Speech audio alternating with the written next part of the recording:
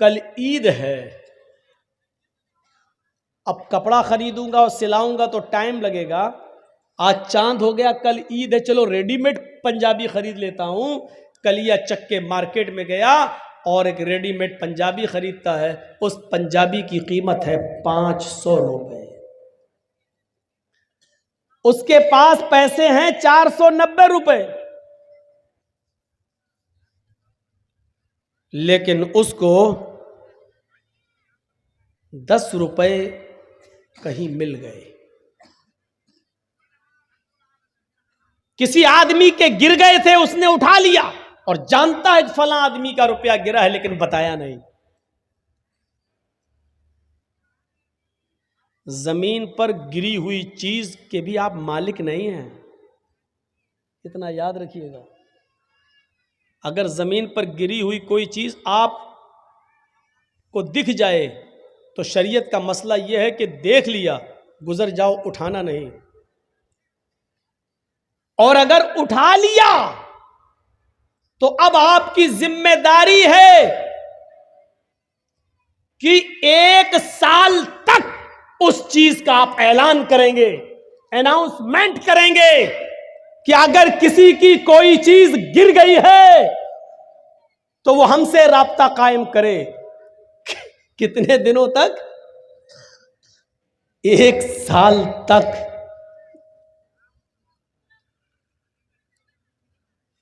1 साल तक आप उसका अनाउंसमेंट करेंगे, 1 साल तक। और जब 1 साल के बाद भी कोई नहीं आता है, उसका मालिक नहीं मिलता है, तब आप उसका 5वां हिस्सा सदका और खैरात करके बकिया चीज आप अपने लिए इस्तेमाल कर सकते हैं। यानी 100 रुपए मिले हैं आपको, तो पहले 1 साल तक उसका अनाउंसमेंट करो, बचेगा क्या?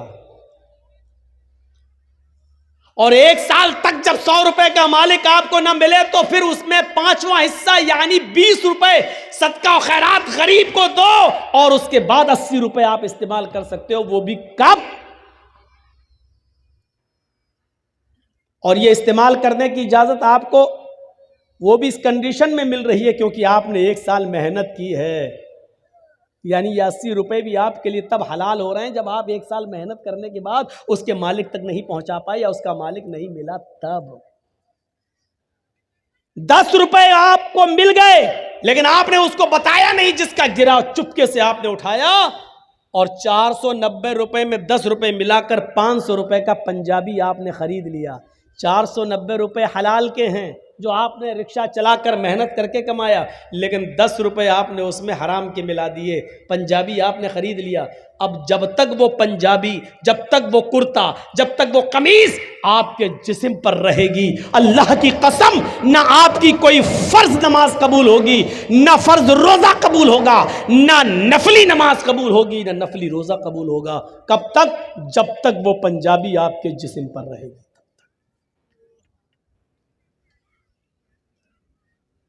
अब सोचिएगा, 490 हलाल के हैं, 10 ही उसमें मिलाए थे हमने, तो वो कमीज हमारे लिए हराम हो गई। और कलिया चक के चौराहे पर, चौरंगी पर खड़े होकर जो लॉटरी के टिकट बिकते हैं, वो एक टिकट खरीद लीजिए और अचानक धूल में लाठी लग जाए और 1 लाख, 2 लाख, 5 लाख, 10 लाख रुपए आपको मिल जाएं।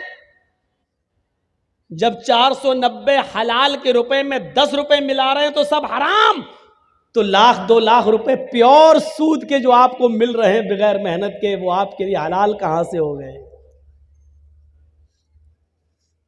और एक मामले में आपका सुल्तानगंज भी बदनाम है, कलिया चक भी बदनाम है, मौजमपुर भी बदनाम है, लखीपुर भी बदनाम है, और इस इलाके के अक्सर गांव बदनाम है, चाहे वो बस्टम नगर हो या 16 माइल, सब बदनाम है। क्या हो? IPL में सट्टा लगाना। और अभी शुरू होने वाले हैं IPL मैच, एक एक बॉल पे सट्टा लगता है, एक एक बॉल पर। ये इतने विकेट ले लेगा, नहीं लिया तो इतना मेरा, ले लिया तो उतना तेरा, ये टीम जीतेगी, एक एक बॉल पर सट्टा लगता है कि दूसरे नंबर पर बॉल जो जाएगी उसमें छक्का लगेगा, उसमें चौवा लगेगा। ये हमारे अंदर ये चीजें आ कहां से गई?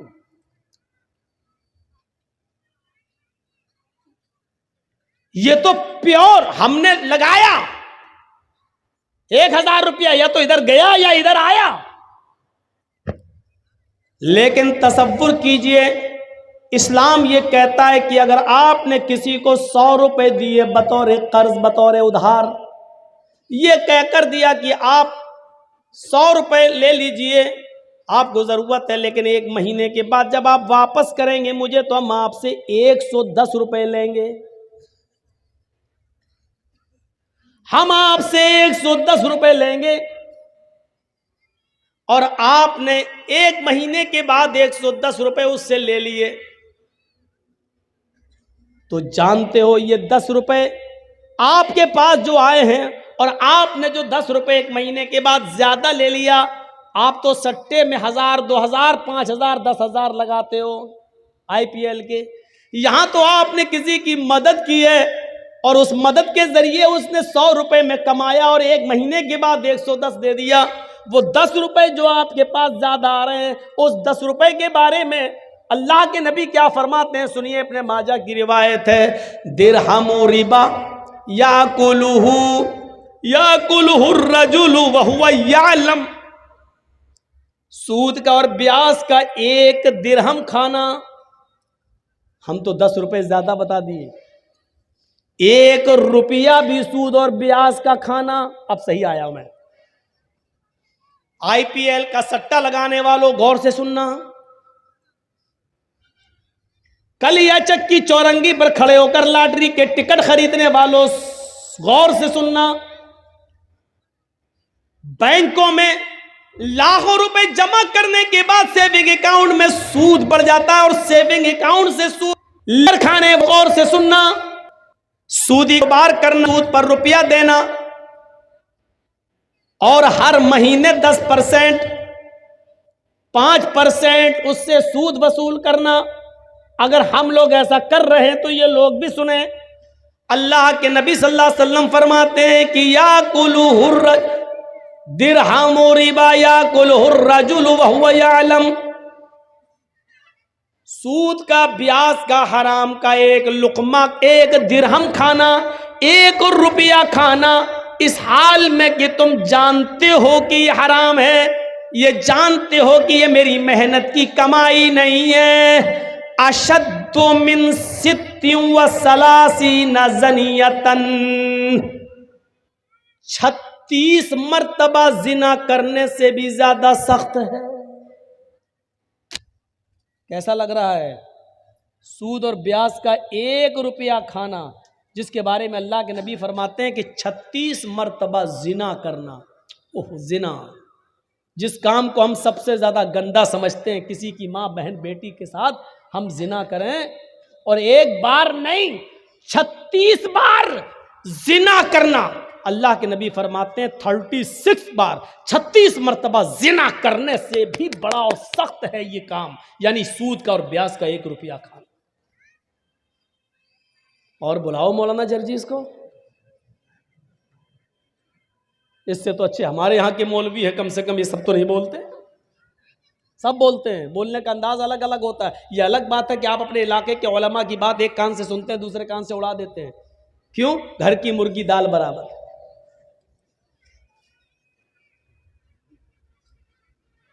सित्तिन व सलासीना ज़नियतन, 36 बार।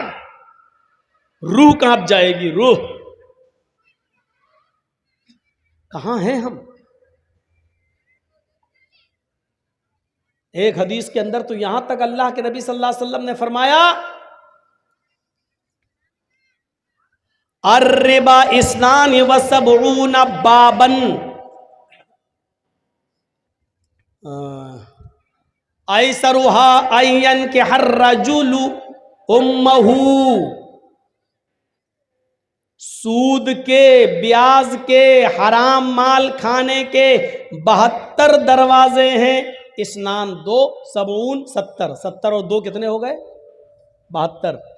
अल्लाह के नबी क्या कहते हैं? और रिबा इस्नान व सबऊन बाबन, सूद के और ब्याज खाने के 72 गेट हैं, 72 दरवाजे हैं, 72 गेट्स। देयर आर 72 गेट्स, 72 दरवाजे हैं सूद और ब्याज के।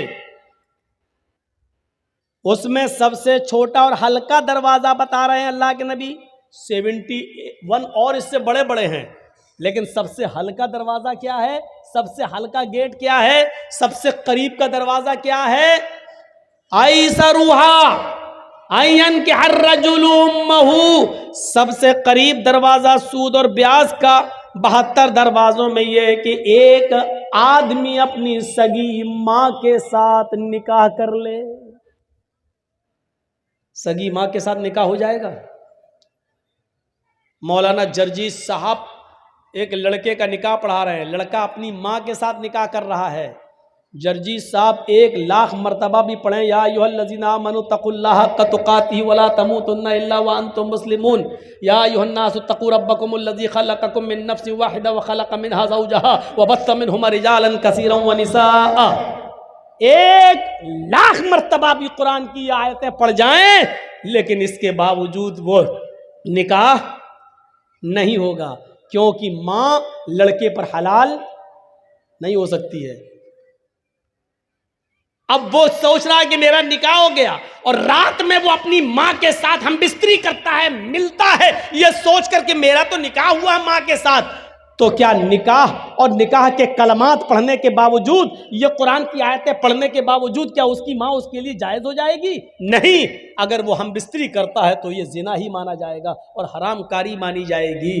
तो अल्लाह के नबी कहते हैं कि 1,00,000 बार कुरान पढ़कर निकाह पढ़ा देने के बावजूद मां हराम ही रहेगी।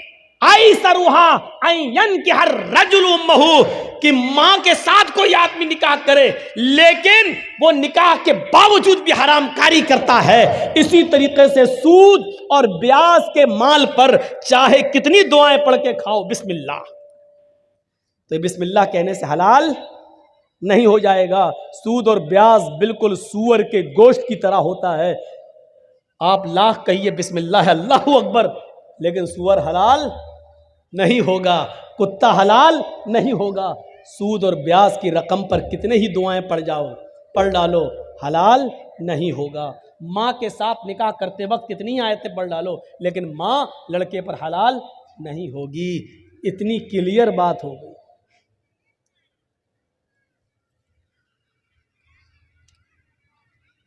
याद करिए, या अय्युहल्लज़ीना आमनू तक़ुल्लाह वज़रू मा बक़िया मिनर रिबा। आए ईमानो वालो, जो तुमने माल दिया है असल लागत पर और जो बढ़ गया है उस बढ़े हुए माल को छोड़ दो। वज़रू मा बक़िया मिनर रिबा, अल्लाह से डरो और बढ़ा हुआ माल हर हाल में छोड़ दो, हर हाल में छोड़ दो, उसको किसी भी कीमत पर मत लो। ये कुरान कह रहा है, उसको किसी भी कीमत पर मत लो। फ़इल्लम तफ़अलू फ़अज़नू बिहर्बिम मिनल्लाहि व रसूलिही, अगर तुम बढ़े हुए माल को लेने से नहीं रुकते हो, अगर तुम जायद माल उससे नहीं बचते हो, सूद और ब्याज खाना नहीं छोड़ते हो, फ़अज़नू बिहर्बिम मिनल्लाहि व रसूलिही, तो अल्लाह और उसके रसूल से जंग लड़ने के लिए तैयार हो जाओ, अल्लाह और उसके रसूल से युद्ध लड़ने के लिए तैयार हो जाओ। दुनिया में किसने अपनी माँ का इतना दूध पिया है जो अल्लाह से लड़ सके और उसके रसूल से लड़ सके? दुनिया में ऐसा कौन सा माँ का बेटा है जिसने अपनी माँ का इतना दूध पिया है कि वो अल्लाह रब्बुल आलमीन से जंग कर सके और जीत जाए, अल्लाह रब्बुल आलमीन का मुकाबला कर ले? मेरे प्यारे साथियों, तसव्वुर करो, फ़अज़नू बिहर्बिम मिनल्लाहि व रसूलिही, ये अल्लाह फरमा रहा है, कुरान की आयत है कि सूद खाने वालों, जायद माल खाने से बच जाओ, उसको छोड़ दो, किसी भी कीमत पर उसको अपने ऊपर इस्तेमाल मत करो। वो जो पड़ा हुआ सूद है वो आप ना अपने ऊपर इस्तेमाल कर सकते हैं, ना अपने बीवी बच्चों पर इस्तेमाल कर सकते हैं। अरे उस बड़े हुए सूद को मस्जिद के चंदे में देने में भी इस्तेमाल नहीं कर सकते हो। अगर कोई ये कहे कि दे दो हम मस्जिद की लैट्रीन बना लेंगे, तो बड़ा हुआ सूद मस्जिद के पेशाब खाने और इस्तंजा खाने और लैट्रीन बनाने के भी काम में नहीं आ सकता है। आप बड़े हुए सूद को मस्जिद के लैट्रीन और पेशाब और पायखाने के काम में भी इस्तेमाल नहीं कर सकते हैं, उस चीज में भी नहीं लगा सकते हैं। उस बड़े हुए सूद को आप अगर बैंक से लेते हैं तो जेल के आम कैदियों को जेल से छुड़ाने के लिए आप इस्तेमाल कर सकते हैं, आम शाहराह पर खर्च कर सकते हैं। जैसे कोई रोड है खराब है, उस पर हिंदू मुसलमान सिख ईसाई सब गुजरता है, उससे सबको फायदा होता है, ऐसी जगह पर आप इस्तेमाल कर सकते हैं। लेकिन जो सिर्फ मुसलमान जिससे फायदा उठाएं वहां आप इस्तेमाल नहीं कर सकते हैं। अब आप गौर कीजिए, मस्जिद की लैट्रीन और पेशाब और पायखाना तक अगर उस पैसे से नहीं बन सकता और जायज नहीं है, वो माल आप अपनी औलाद को और अपनी बीवी को और अपने बच्चों को खिलाते हो। शर्म आनी चाहिए हमें और आपको, शर्म। ऐसा सब कुछ करने के बाद और हम ये उम्मीद रखें कि कयामत के दिन हमें इसका हिसाब नहीं देना होगा। मालिक यौमिद्दीन, वो कयामत के दिन का मालिक है, एक एक चीज पर नजर रखे हुए है। आप छिपाना चाहोगे तो ये जमीन खुद बोल देगी कि अल्लाह इसने मेरे सीने पर खड़े होकर यहाँ सूद खाया था, ये चौरंगी थी, यहाँ से इसने लॉटरी का टिकट लिया था, आय अल्लाह इसने फला IPL इंडिया और पाकिस्तान की टीम में इतने इतने रुपए इसने सट्टे में लगाए थे। ये जमीन खुद गवाही देगी।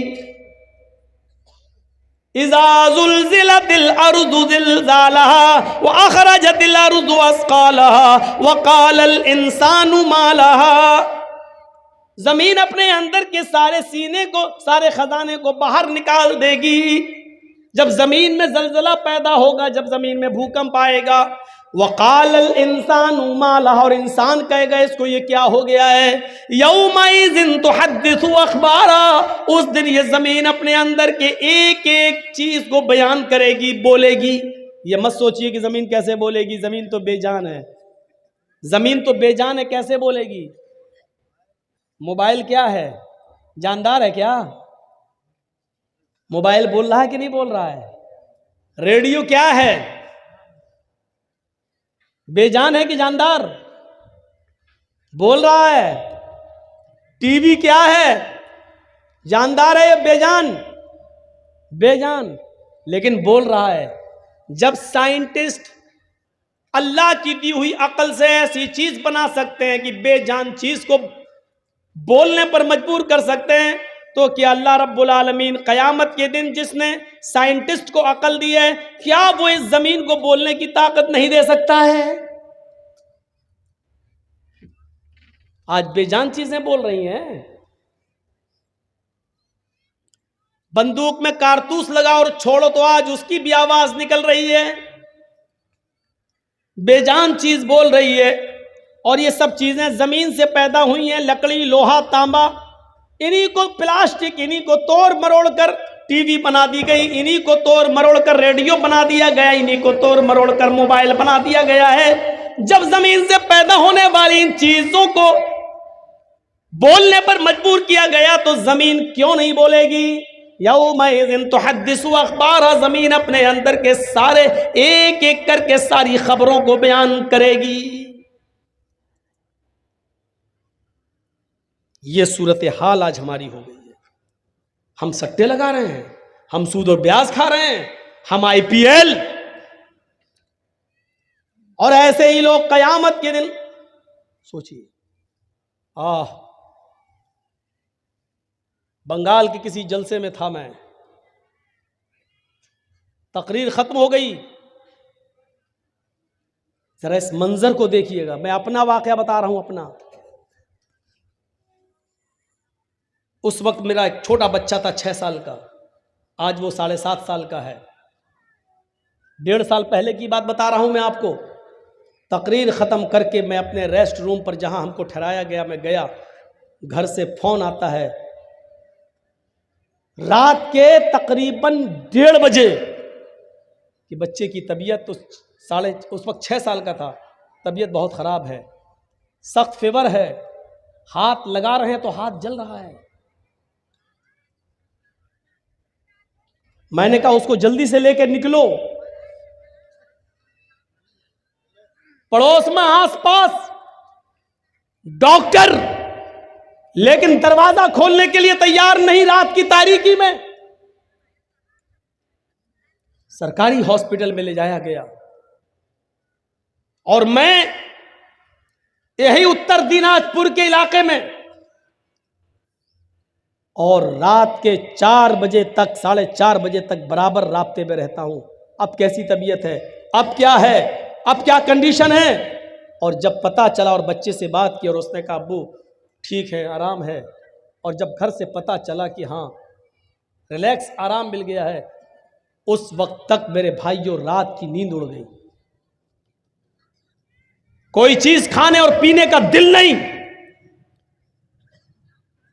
ये कंडीशन, कभी आपको भी इस कंडीशन से गुजरना पड़ता होगा।